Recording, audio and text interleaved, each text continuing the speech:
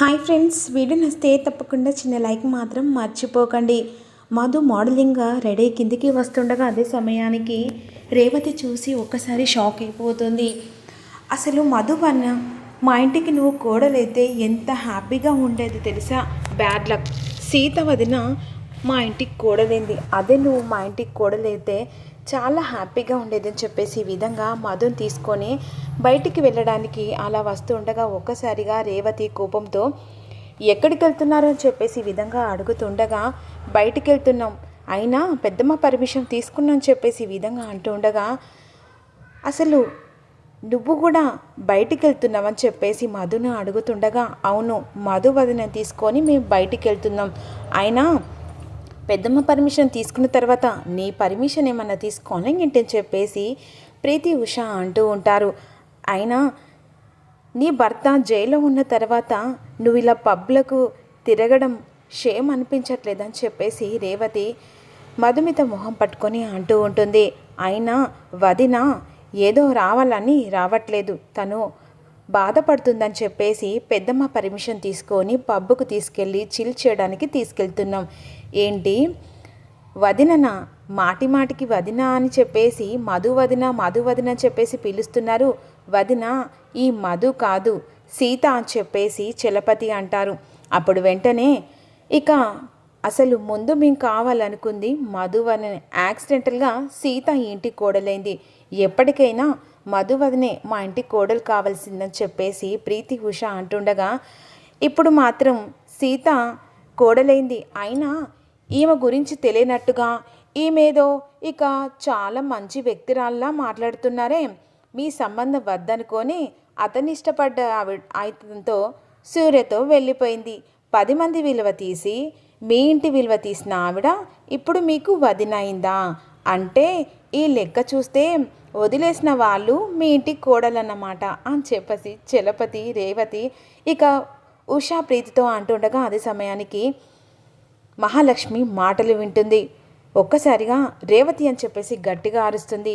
ఏం మాట్లాడుతున్నావు అని చెప్పేసి అంటుండగా నిజమే కదా వదిన, ఎందుకంటే ఈ ఇంటి పరువు కాపాడింది సీత, ఒకవేళ రామ్ పెళ్ళి కాకుండా ఈ మధు మీకు ఇష్టమైన మధు లేచిపోయింది కదా, అప్పుడు సూర్యతో పరువు తీసింది ఈ మధుమిత, ఇప్పుడు మీ ఇంటి కోడలు కావాలి అనుకుంటున్నారు, 10 మందిలో విలువ తీసిన ఈవిడ మీ ఇంటి కోడలు కావాలనుకుంటే పరువును కాపాడిన ఆ కోడలు ఇంకెంత ఉండాలి తనకి అని చెప్పేసి రేవతి మధు చిన్న చిన్న షాక్ ట్రీట్మెంట్ లాగా మాట్లాడుతుండగా కోపంగా చూస్తూ ఉంటుంది.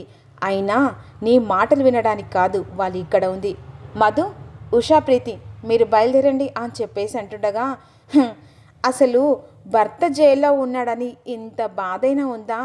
నువ్వు కావాలని తీసుకొచ్చావో లేకపోతే ఏదో ప్లాన్తో తీసుకొచ్చావో అర్థం కావట్లేదు వదిన అని చెప్పేసి రేవతి అంటుండగా అవును చెల్లె, అసలు ఈమెకు హెల్ప్ చేస్తానని తీసుకొచ్చావా లేకపోతే ప్లాన్తో ఇంటి కోడలు చేయాలని తీసుకొచ్చావా అని చెప్పేసి చలపతి అడుగుతుండగా నోరు ముస్తావన్నయ్య అని చెప్పేసి ఈ విధంగా అంటుండగా మీరు బయలుదేరండి, రాండి వదిన మనం వెళ్ళిపోతాం కానీ అని చెప్పేసి ఇక పబ్బుకు ముగ్గురు కలిసి వెళ్ళిపోతూ ఉంటారు. అసలు ఏం మాట్లాడాలో ఎక్కడ ఏం మాట్లాడాలో కాస్త నేర్చుకోండి. ఎక్కడ ఏం మాట్లాడాలో నేర్చుకుంటాం కానీ ఇక ఏం ప్లాన్ వేయాలో మీరైతే ముందు ప్రిపేర్ కాండి, కానీ సీత చేతిలో ఎప్పుడైనా ఓడిపోవాల్సిందే, సీత తలుచుకుంటే ఇక పైనున్న ఆ దేవుడు కూడా దిగి రావాలి, అలాంటి మీరు సీతతో పెట్టుకోవాలంటే ముందు వెనక ఆలోచించి అప్పుడు పెట్టుకోండి అని చెప్పేసి రేవతి మహాలక్ష్మితో అంటూ ఉంటుంది.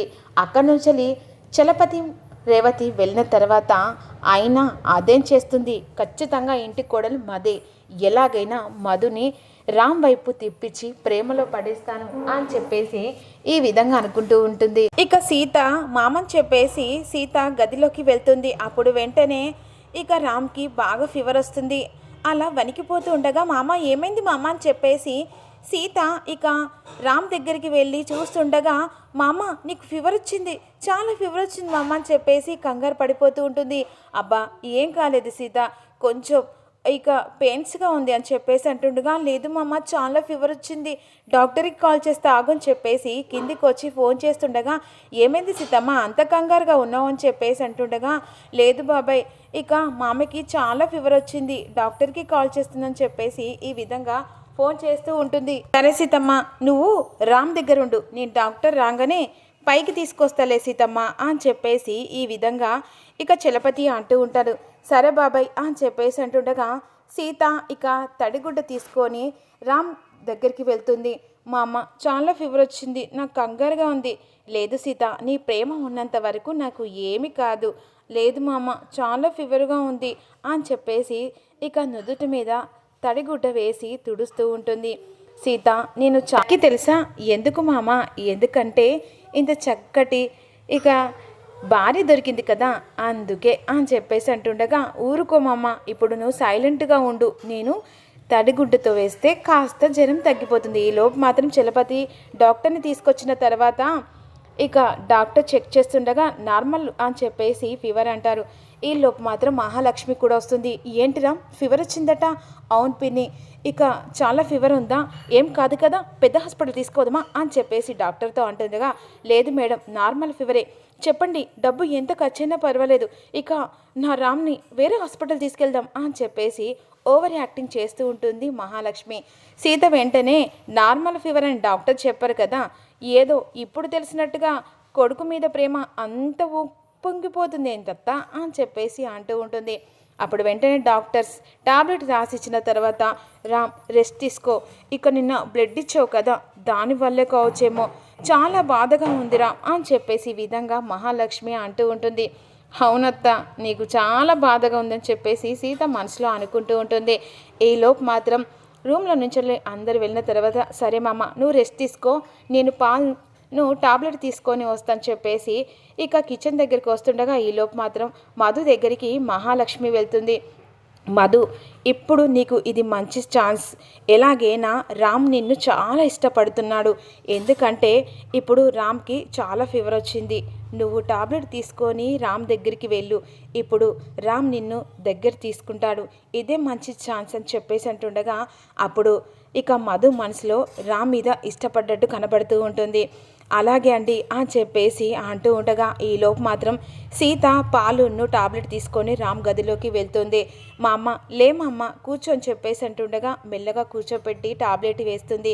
థ్యాంక్ యూ సీత ఇక అని చెప్పేసి ముద్దాడుతూ ఉంటాడు సీతను.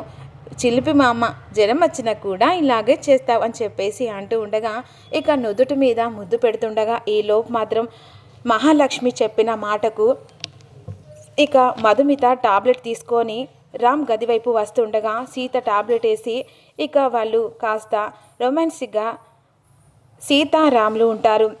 సీతకు నుదుటి మీద ముద్దు పెడుతుండగా మధుమిత అలా చూస్తూ ఉంటుంది.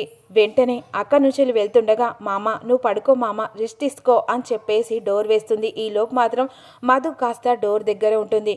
ఏంటక్క ఇక్కడ నీకేం పని అని చెప్పేసి అంటుండగా, అబ్బే ఏం లేదు అని చెప్పేసి మాట దాటేస్తుంటుంది. అయినా మా గదిలో మా భార్యాభర్తల మధ్యలో నీవేంటి ఇక్కడేం చేస్తున్నావు అని చెప్పేసి గట్టిగా అడుగుతుండగా, అంటే రామ్ గారికి జ్వరం వచ్చిందట కదా అందుకే టాబ్లెట్స్ అని చెప్పేసి ఈ విధంగా అంటూ ఉండగా, నా భర్తకు జ్వరం వస్తే నువ్వు టాబ్లెట్ తీసుకురావడం ఏంటి అని చెప్పేసి మధు చేతిలో ఉన్న టాబ్లెట్ కాస్త నేలకు విసిరి కొడుతుంది. అసలు నీ భర్త గురించి నువ్వు ఆలోచించు అని చెప్పేసి సీత కోపంగా అంటుండగా మధు సీత అని చెప్పేసి గట్టిగా అరుస్తుంది. ఇంకొకసారి నా కాపురంలో చిచ్చు పెట్టావనుకో చీరి పోగులు పెట్టి చంపేస్తాను, ఇదే నా వార్నింగ్ అని చెప్పేసి గట్టిగా సీత మధుకు వార్నింగ్ ఇచ్చేసరిగా ఒక్కసారిగా మధు షాక్ అయిపోతుంది. ఇక సీత అక్కడి నుంచి విన్న తర్వాత కోపంగా మధు